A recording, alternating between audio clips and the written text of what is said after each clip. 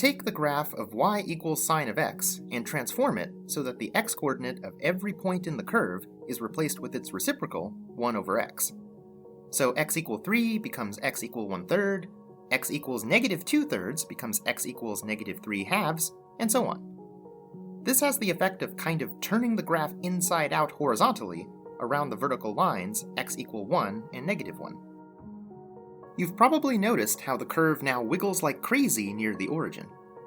This is because we essentially swapped the positions of 0 and infinity on the x-axis, so all the infinitely many oscillations of the sine function are now compressed into a tiny space around the origin. However, this does leave a gap exactly at the origin, because sine of x has no sensible single value at x equals infinity, because it never stops oscillating between negative 1 and 1 as x grows large.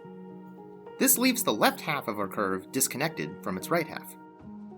But if we have to fill in that gap with something, a good choice is probably to fill it with the full range of y values from negative 1 to 1 that the curve is oscillating madly between near x equals 0.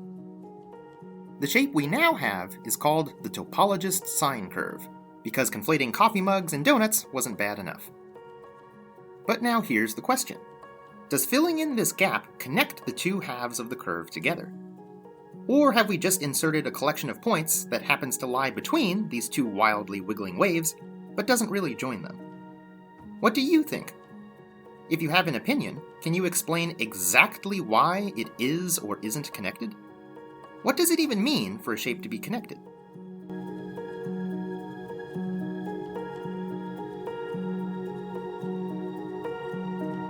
It turns out there already is an established mathematical definition used to determine whether a shape is connected or not, which comes from a branch of math called topology, which is ultimately where we're going. But the goal of this video is more than just to present and explain this definition, but to give you some insight into how you can give an intuitive but vague notion, like connectedness, a precise mathematical description. Like how you might have to if, say, you were trying to program a computer to distinguish a connected shape from a disconnected one. So before we go on, I really want you to appreciate what a challenge that is. Pause the video and try to distill your own intuitive sense of what makes a shape connected into a precise, completely unambiguous definition that can work on any shape, no matter how weird it might be. Not so easy, is it? It's tempting to say something like, a connected shape is one that is whole, or doesn't have any gaps. But then you have to precisely define what whole means, or what exactly constitutes a gap. Really pinning down the meaning of connectedness is no easy task.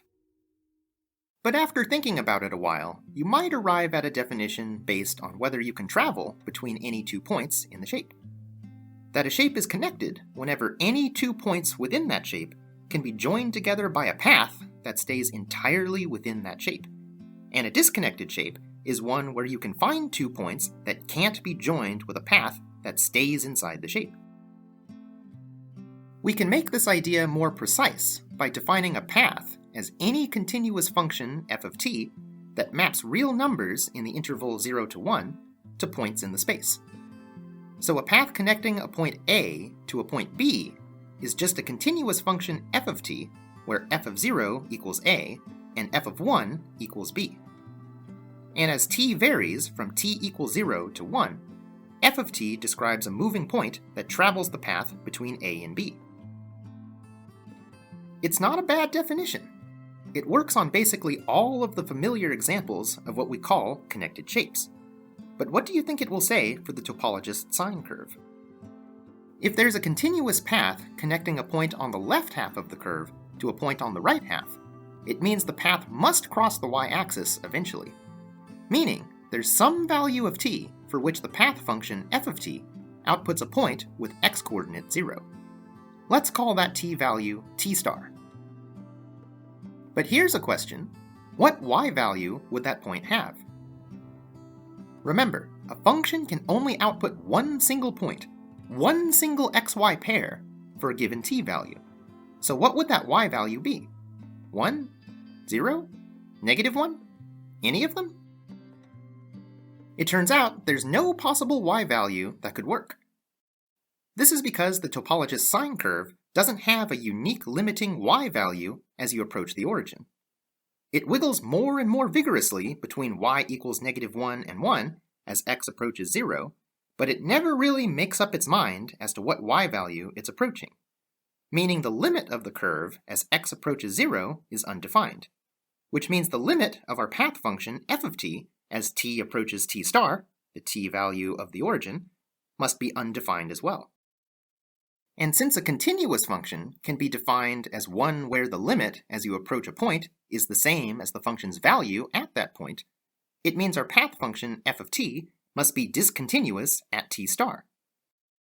So there is no continuous path that connects a point on the left half of the topologist sine curve to a point on its right half, meaning, according to our definition, that the topologist sine curve is a disconnected shape. Depending on what your opinion was on the connectedness of this curve, you might now be questioning your choice. If you had thought that it was connected, it's looking like you might have to reconsider. But maybe you still don't buy it, even after all that.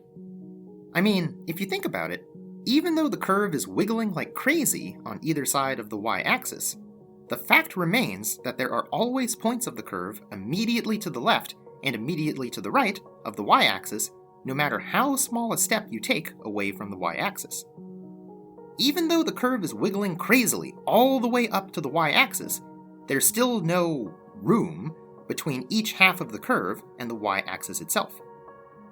In some sense, the two halves of the curve border or touch the y-axis and the vertical line segment we placed inside it, which kind of suggests that this vertical segment connects the two halves of the curve together. So maybe we should define connectedness in a different way that doesn't involve paths. Perhaps we can define a connected shape as one that cannot be split into two pieces that don't touch each other. That is, no matter how you split a connected shape, the two pieces you get always touch each other. Or to put it the other way around, a disconnected shape is one that can be split into two pieces that don't touch each other. Of course, this isn't a precise definition yet, as we still have to define exactly what it means for two shapes to touch one another. But here's where some ideas from topology can come in handy. In topology, a shape is thought of as a collection, or set, of points within some space. So this triangle here would be understood in topology as a particular collection of points in the two-dimensional plane that happen to form the shape of what we ordinarily call a triangle. It's kind of like pixels on a computer screen, except here the pixels are infinitely small. Now, any set of points S in a topological space defines three related sets. The first is called the interior of S, which refers to all points in S that are completely surrounded by other points in S. This can be made precise by saying any point in the interior of S can be contained within a circle, or ball, that is also completely contained inside S. Next is the exterior of S, which are those points that are outside S and far enough away from S that they can be surrounded by balls that are completely disjoint from S. And finally, there's the boundary of S, which are those points that are neither interior nor exterior to S, and for which any ball you draw around them, no matter how small, always intersects both points in S and points outside S.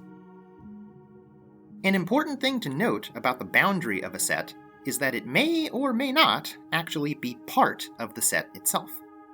A set may include all of it, none of it, or just some of it. If a set includes all of its boundary, we call it closed, and usually illustrate it as a shape with a solid color edge. If a set includes none of its boundary, we call it open, and depict it as a shape with a dashed edge. But a set can also be neither open nor closed, by including only some, but not all, of its boundary.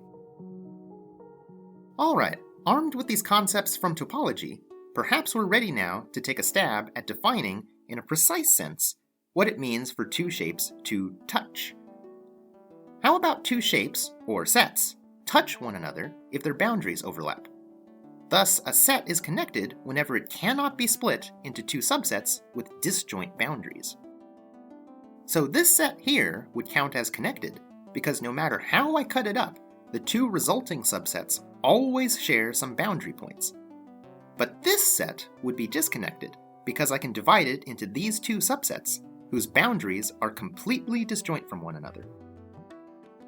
So it seems we finally hit on a precise alternative definition of connectedness that doesn't depend on paths. But there is actually a small problem with it. Do you see it? Consider this set, which is the union of two open circular disks that are tangent to one another. Is this set connected? Well, intuitively, I think most of us would say no, because although the disks are tangent, both of them are open, meaning they don't include any part of their boundaries. So there's actually a gap, 1 point wide, that separates the two disks from one another. But according to our definition, this set should be connected, because the two open disks it's made of have boundaries that overlap. In fact, the two boundary circles overlap at the precise gap point we found between the two disks. So it seems the problem here is that neither set includes its boundary, or at least not at the point where their boundaries intersect. So how about we update our definition to say that two disjoint sets touch one another if their boundaries overlap and at least one of the sets contains at least part of their common boundary. With this added condition, our two open disks would no longer count as connected, because although the boundaries of the two disks overlap, the overlap point is not a member of either component disk. But if we fill in the single point gap between the two disks, then it will count as connected, because if we now attempt to split the set into its two component disks, we'll find that our newly filled in boundary overlap point has to be attached to either one disk or the other, meaning the two sets touch at that point. Alright, with this more refined definition in hand, let's test it out on the Topologist sine curve. If we cut the curve into two at any ordinary point to the left or right of the y-axis, it's pretty clear that the two resulting subcurves touch one another, since the cut point will be the common boundary between the two subcurves and will have to belong to one subcurve or the other. The real question is what happens if we split the curve at the y-axis. There are a few different ways to do this, but let's start by splitting it so that the left subcurve consists of all the points strictly to the left of the y-axis, and the right subcurve contains all the points to the right, along with the vertical strip we placed exactly on the y-axis. Do these two pieces touch each other? First, we need to determine the boundary of these two subcurves as topological sets in 2D space. Let's start with the left curve. Since this curve is a one-dimensional object in a two-dimensional space, it's actually just pure boundary. Every point on the curve is a boundary point of the curve, because any circle you draw around any point on the curve will contain both points in the curve and outside the curve. So the entire curve is made of its own boundary. So does that mean this curve is a closed set then? Well, not necessarily. Remember, being closed means the set contains all of its boundary. What we have here is actually the converse, that the boundary contains the entire set. But there could still be points outside the set that count as boundary points. Do you see any? As a matter of fact, there are. For example, the origin, 0, 0, counts as a boundary point because any circle you draw around the origin, no matter how small, will always contain curve points to the left and outside points to the right. In fact, all the points in the vertical strip from y equals -1 to 1 count as boundary points for the same reason. So the full boundary of this curve is the curve itself, together with this vertical strip. As for the right-hand subcurve, it's exactly like the left-hand subcurve, except it already contains the vertical strip. So its boundary is literally exactly itself, meaning it's also a closed set. Thus, the common boundary between these two curves is precisely the vertical strip between them. And since the vertical strip belongs to the right-hand set, according to our definition, these two curves touch each other. So it's starting to look like the Topologist sine curve is connected after all, but we do have to be careful not to go too fast. Remember, it's not enough to just find one example of touching subsets to qualify a set as connected. It has to hold true for all possible ways to split up the set. But I don't think it's too hard to see why it will. If I split up the whole curve in the opposite way, where the vertical strip goes to the left subcurve instead of the right, it's just a mirror image of what we just had, so the same argument proves the subcurves touch. And if I split it up where part of the vertical strip goes to the left curve and part of it goes to the right, I think you can convince yourself that no matter how you distribute the points in the vertical strip among the two subcurves, their common boundary will still be the entire vertical strip. And in this case, both subcurves will contain part of that common boundary, qualifying them as sets that touch. So according to our new definition, the topologist sine curve actually is connected, even though the definition with paths says it isn't. The obvious question now is, which one is right? Well, the most honest answer is, it's subjective. This is a point where even math, the queen of rigor and objective truth, can't give a definitive answer. The reason is because we're not exactly asking a mathematical question here. We're basically asking whether one mathematical description or another is better at capturing our innate sense of an intuitive concept. So of course, there can't be a definitive mathematical answer to that. But be that as it may, the standard definition accepted by most mathematicians these days is actually the touching subsets definition, though it's usually stated a bit differently than what's written here. To be fair though, there are more than just aesthetic reasons for preferring this definition over the path version. You see, if you want to describe the geometry of spaces beyond just the familiar 1D, 2D, 3D, or even higher dimensional Euclidean spaces, you'd probably want a definition of connectedness that would work reasonably even in very bizarre topological spaces. But the problem with the path definition is that it relies on, well, paths. And as we've defined them here, a path is a continuous map from the unit interval, 0 to 1, to your potentially super weird topological space. So the path definition of connectedness sort of relies on the nice geometry of the real number line to work. It imports real number geometry into the concept of connectedness. And sometimes that imported geometry conflicts with the geometry of the space you're trying to describe. An example is the ordered square, where you take all the points in the unit square, that is, xy pairs where both x and y are in the range 0 to 1 inclusive, but you order them like a dictionary, so that points with higher x-coordinates are always ahead of those with lower x-coordinates. But if two points have the same x-coordinate, then the one with the higher y-coordinate is ahead. Imposing this order turns the square into something like an uncountably infinitely long chain of line segments, where each segment corresponds to a value of x in the interval 0 to 1. But it's a rather strange sort of chain, because of what happens if you try to travel between different segments. If you start inside one segment, walk to its end, and try to keep going, you'll find yourself next instant in a new segment having apparently teleported over an infinite number of segments that were in between. This is because there's no concept of a next segment in the chain. Since each segment is labeled and positioned according to a particular real number value of x, there can be no next segment in the chain because there's no such thing as the next real number after a given real number. As you might expect, this teleportation behavior causes problems in trying to build a path that connects different segments together. And indeed, it turns out the ordered square is not connected in the path sense. The topological structure of the standard real number line that a path uses just can't handle the strange inner structure of the ordered square. However, it turns out the ordered square is connected in the standard touching subsets sense, whose definition doesn't depend on the structure of the real numbers to work.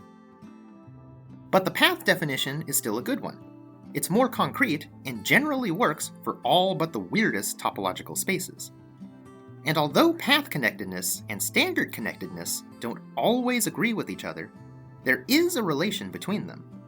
It turns out any set that is path connected is automatically guaranteed to be connected in the standard sense.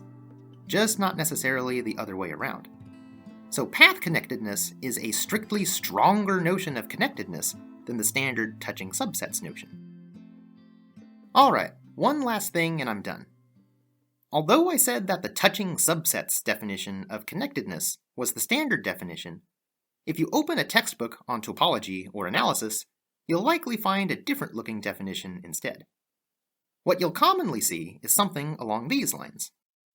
A topological space is connected if it is not the union of two non-empty disjoint open sets. Or even more cryptically, a topological space X is connected if the only sets in it that are both open and closed are the whole space X itself and the empty set. When I first encountered these definitions, especially the last one, I remember being really confused, but also really fascinated, as to how they had anything to do with my intuitive idea of connectedness. I mean, for one thing, what does it even mean for a set to be both open and closed? It turns out these definitions are equivalent to our touching subsets definition, which is why I called it the standard definition. Though the reason why they're equivalent is a bit subtle and takes a while to explain, so I won't cover it now. But in any case, one of the things I hope you take away from this video is an appreciation of the ingenuity that goes into crafting a good mathematical definition. So often in math, the focus is on the big theorems, proofs, and calculations, but I feel we don't often pause to appreciate all the creativity and cleverness that go into some of the definitions. Maybe it's partly because textbooks and lectures often just state definitions unmotivated before quickly moving on to the theorems and proofs. But just as every theorem needs a proof, I think every definition needs a motivation. And it's an important mathematical skill to cultivate too, one that I worry too often goes unexercised. So the next time you encounter a strange mathematical definition out in the wild, take a minute to flex that mathematical muscle and try to understand what motivated it, and also appreciate the work that went into crafting it. My thanks to Brilliant for supporting this video.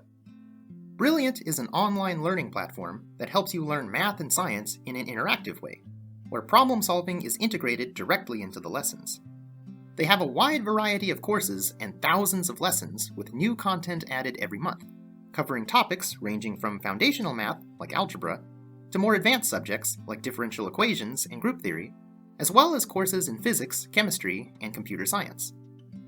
Though I try my best to get a meaningful lesson across in video form, I do believe the only way to really master a topic, especially in math, is to actively engage with the material and actually solve problems. And I think Brilliant does a really good job at making sure you get in the required exercise in about as friendly and natural a way as possible. If you head over to brilliant.org/morphocular, the first 200 people to sign up will get 20% off their annual premium subscription. So thanks again to Brilliant, and thanks to you for making it to the end.